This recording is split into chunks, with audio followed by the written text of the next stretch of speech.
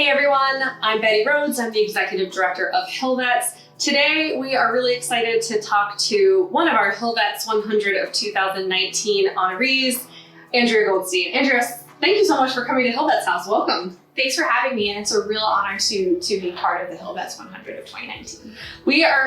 We're so bummed that we haven't been able to celebrate this HillVets 100 class. So we wanted to bring some folks in and capture some information about kind of what's been going on. But let's start with, who are you? What do you do? Give us the basic intro. So I am the Senior Policy Advisor for the Women Veterans Task Force on the House Committee on Veterans Affairs. I focus on everything related to women who have worn the uniform of our nation. Service women, women veterans. I also work to support LGBTQ veterans, minority vets, and survivors of gender-based violence, including military sexual trauma and intimate partner violence. I'm also in the Navy Reserve. So you're busy, so you don't have a ton of spare time. So we extra appreciate you coming over to talk to us. How did you get there? Kind of take us through kind of the short version of, how did you find yourself on the Hill in this particular role? I am a giant history nerd. I grew up in a house with history books, and I always wanted to know where were the women.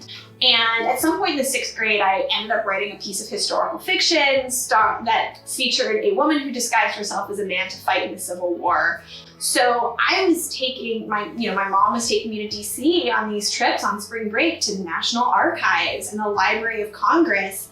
And so I have known since childhood that women have always worn the cloth of our nation, and yet are consistently erased from historical narratives, which has also impacted the experience of women who are currently serving as constantly being treated as an anomaly when we are very, very much part of the history of the armed forces in this country. Mm-hmm. I joke sometimes that I did 7 years of field work. I was in the Navy. I was on active duty as an intel officer for 7 years.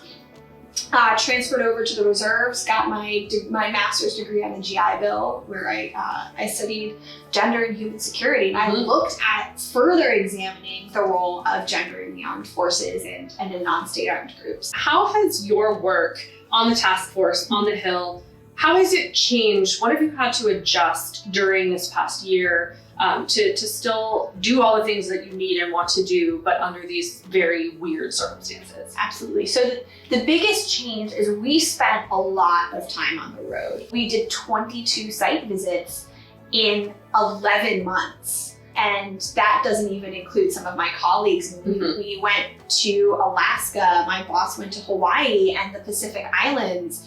That is something that has been lost. And we've been able to somewhat, and we were already doing this to an extent, somewhat bring that online and be in a virtual environment. Sure. And what that has done is it has enabled people who could not testify in person to testify because they can testify virtually. And I do hope that is something that we will keep. Yeah. But there are certain conversations that really are only had in person at the margins of you're doing a site visit and someone pulls you aside for 2 minutes. Sure. And that is something I'm looking forward to getting back. Well, and speaking of looking forward, what do you think your biggest goals are personally and for the task force in the 117th Congress? We have a lot of work that remains to be done in supporting reproductive health. We did a hearing, but we didn't have any bills passed into law. We had a couple of passed the House. So that's a lot of work to be done. So a lot of what we're doing now, and we started to do this at the end of the 116th and are going to be doing a lot more in the 117th, are working with our colleagues who have oversight of the armed forces for those currently serving members to say, look, we're from the future. I can tell you what's going to happen in 5 and 10 years.